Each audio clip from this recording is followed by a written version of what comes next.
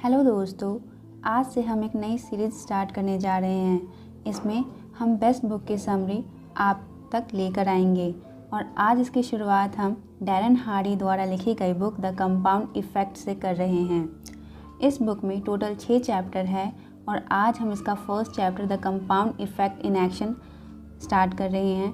ये चैप्टर भी हम 3 वीडियो में डिवाइड करेंगे।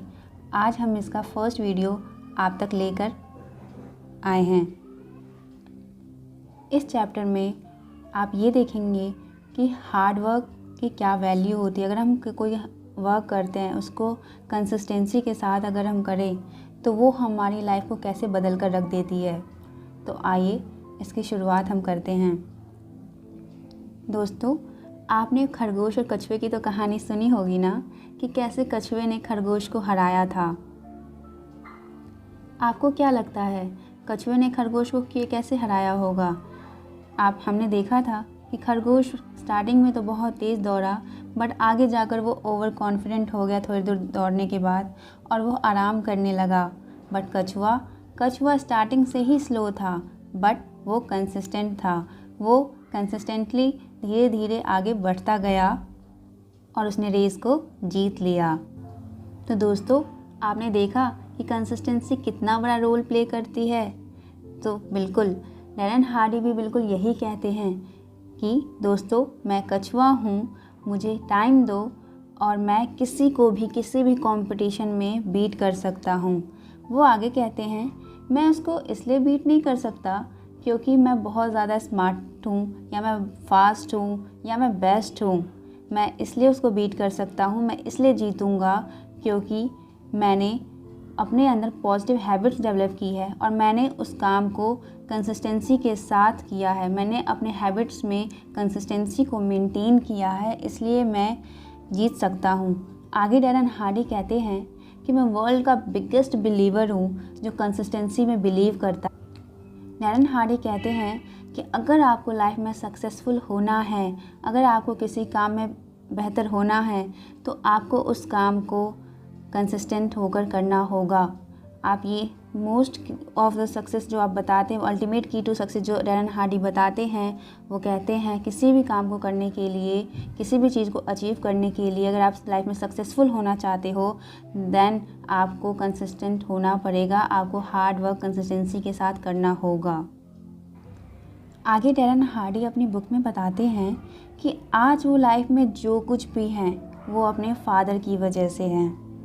आज अगर वो हार्ड वर्किंग है, अपनी लाइफ में जिस मुकाम पे भी पहुँचे हुए हैं, आज उन्होंने अपने अंदर जो भी हैबिट्स डेवलप कर रखी है, जो भी जिस मुकाम पे आज वो पहुँचे हैं, उसके पीछे उनके फादर का बहुत बड़ा रोल है।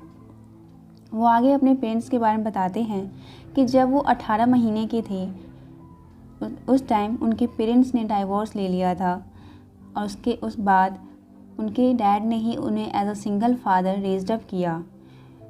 आगे डैरेन हार्डी कहते हैं कि वो बिल्कुल भी सॉफ्ट नर्चरिंग टाइप नहीं थे।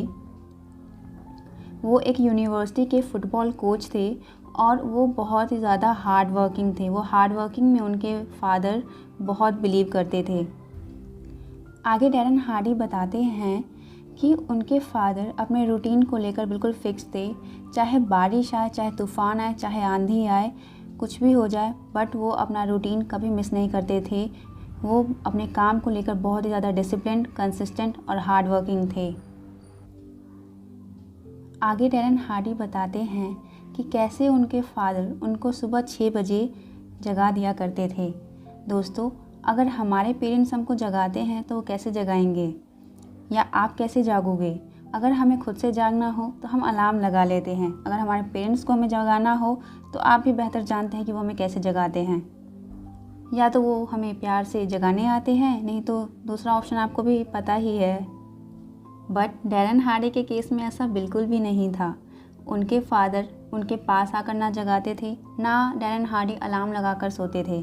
बात ये थी एक्चुअली कि डैरेन हार्डी के बेडरूम के साथ वाले रूम में गैराज था, जहाँ पे उनके फादर सुबह 6 बजे से काम करना स्टार्ट कर देते थे और वहाँ मशीनों की आवाज़ सुबह सुबह आना स्टार्ट हो जाती थी और जिसकी वजह से उन मशीनों की आवाज़ से डैरेन हार्डी 6 बजे के बाद सो नहीं पाते थे। मैंने आपको अभी थोड़ी देर पहले ही बताया था कि डैरेन हार्डी के फादर अपने काम को लेके बहुत ज़्यादा डिसिप्लिन थे।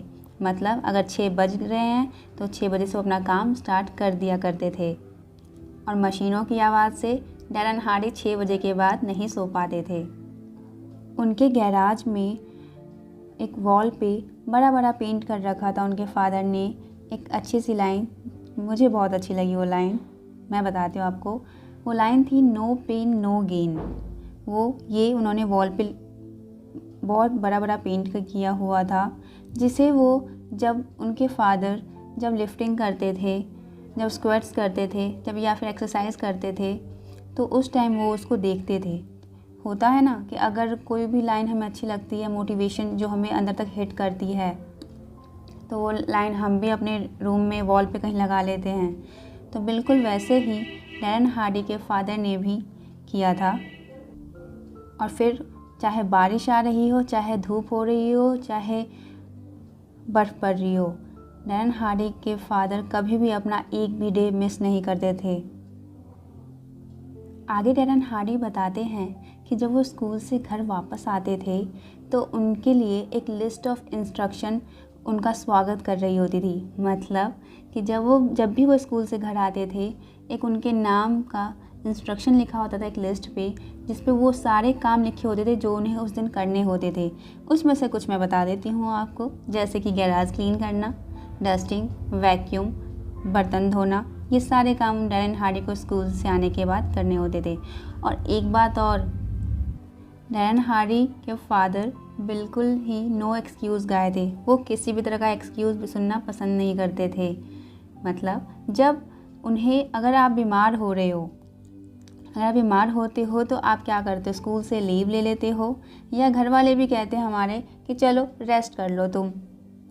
बट डैरेन हार्डी के केस में ऐसा नहीं था। आप बीमार भी हो तो भी आपको स्कूल जाना होता था, वो छुट्टी नहीं ले सकते थे। आप छुट्टी ले सकते हो, आप लीव ले सकते हो, आप स्कूल, बट अगर आपको वॉमिटिंग हो रही है, अगर आपका कोई बोन फ्रैक्चर हो गया है, या आपको ब्लीडिंग हो रही है, देन आप छुट्टी ले सकते हो। अदरवाइज़ अगर आप सिर्फ बीमार हो, बुखार आया है आपको, तो आप छुट्टी नहीं ले सकते। ये सब देखने के बाद, पढ़ने के बाद हमें यही पता चलता है कि डैरेन हार्डी के फादर कितने ज़्यादा डिसिप्लिन थे। आगे डैरेन हार्डी अपने पिता की एक फ़िलॉसफी बताते हैं, और बताते हैं कि उनके फादर ने उनको कहा था एक बार कि इससे कोई फ़र्क नहीं पड़ता कि आप कितने स्मार्ट हो या नहीं हो, आपको बस हार्डवर्क करने की ज़रूरत है उस काम में जहाँ पे आपके स्किल में, इंटेलिजेंस में, आपकी एबिलिटी में जहाँ आपको कमी आ रही है। इससे अगर आपका कॉम्पिटिटर आपसे ज़्यादा स्मार्ट है, आपसे ज़्यादा टैलेंटेड है, आपसे ज़्यादा एक्सपीरियंस्ड है, बस आपको कुछ नहीं करना, आपको बस 3 to 4 टाइम्स ज़्यादा हार्ड वर्क करना है उससे, और आप उसको डेफिनेटली बीट कर सकते हो, आप उसको डेफिनेटली हरा सकते हो। आगे डैरेन हार्डी अपने पिता के बारे में बताते हैं कि उनके फादर ने कभी भी हर रात आकर ये नहीं पूछा कि आपने होमवर्क किया या नहीं किया। बस आगे बताते हैं कि हमें कभी भी होमवर्क नहीं दिखाना होता था घर में कि हमने होमवर्क किया या नहीं किया, बस हमें अपने रिजल्ट्स शो करने होते थे। अगर हमारे अच्छे रिजल्ट्स आते थे, अच्छे ग्रेड्स आते थे, तो डैड हमको आइसक्रीम पार्लर ले जाते थे, जहाँ पे आप चिप्स, आइसक्रीम या आप जो भी चाहते हो वो आपको मिलता था। डैरेन हार्डी आगे कहते हैं कि बहुत बार मेरे सिबलिंग्स जो थे वो स्कूल में अच्छा परफॉर्म नहीं करते थे। अच्छा परफॉर्म ना करने की वजह से उनके ग्रेड्स अच्छे नहीं आते थे, और उसकी वजह से डैड उनको नहीं ले जाते थे। आगे डैरेन हार्डी कहते हैं कि getting to go was a big deal, so you worked your butt off to win the trip. अगर आपको जाना है तो देन अगर आपको ट्रिप चाहिए तो आपको हार्ड वर्क करना ही होगा। आगे डैरेन हार्डी बताते हैं कि डैड का डिसिप्लिन होना मेरे लिए एक एग्ज़ाम्पल था मेरे लिए, वो मेरे आइडल थे, और मैं बिल्कुल चाहता हूँ कि वो मुझ पे प्राउड करें। वो अपने डैड की एक और फिलॉसफी बताते हुए कहते हैं कि उनके फादर कहा करते थे कि be the guy who says no, it's no great achievement to go along with the crowd, be the unusual guy, the extraordinary guy. अगर सब लोग वही काम कर रहे हैं तो तुम भी वही काम मत करो। इसलिए इस फ़िलॉसफी के बाद डैरेन हार्डी कहते हैं कि इसी वजह से मैंने कभी अपनी लाइफ में ड्रग्स नहीं लिया। हालांकि मेरे फादर ने कभी भी मुझे प्रेशराइज या किसी तरह का लेक्चर नहीं दिया कि तुम लो या मत लो, बट फिर भी मैंने कभी नहीं लिया, सिर्फ ये सोचकर कि अगर सब ले रहे हैं तो मैं भी लूँ, ये ज़रूरी नहीं। आगे वो अपने डैड को थैंक्स कहते हुए कहते हैं कि थैंक्स दैट आपकी वजह से मैं 27 की एज में एक मिलियनियर बन गया। आगे डैरेन हार्डी कहते हैं कि मैं एक ट्रू बिलीवर हूँ जो कंपाउंड इफ़ेक्ट में बिलीव करता है, क्योंकि मेरे डैड ने मेक श्योर किया कि मैं इसको हर दिन जीऊँ, each and every day until I couldn't live any other way if I tried. आगे डैरेन हार्डी कहते हैं कि द कंपाउंड इफ़ेक्ट में बहुत पावर है। बेशक स्टार्टिंग में हमें रिजल्ट्स नहीं दिखाई देते, बट अगर आप उसी काम को कंसिस्टेंसी के साथ अगर लॉन्ग टर्म में करते हो तो कुछ सालों बाद उसका मैसिव रिज़ल्ट आपके सामने होगा। आगे डैरेन हार्डी बताते हुए कहते हैं कि हम सब समाज की धारणाओं की वजह से हमारे दिमाग में कहीं ना कहीं ये बात बैठ गई है कि जो फेयरी टेल एंडिंग जो होती है वो बस मूवीज़ और नॉवेल्स में ही फाउंड होती है, वही पाई जाती है। हम लोग कहीं ना कहीं भूल चुके हैं old fashion value of hard and consistent work. दोस्तों, ये चैप्टर अभी हम नेक्स्ट वीडियो में फिर लेकर आएंगे। आपको ये चैप्टर कैसा लगा प्लीज़ हमें कमेंट बॉक्स में बताइए। अभी तक ये चैप्टर इंटरेस्टिंग था या बोरिंग था, इसका आगे का पार्ट हम जल्दी ही अपलोड करेंगे। तब तक के लिए थैंक यू सो मच।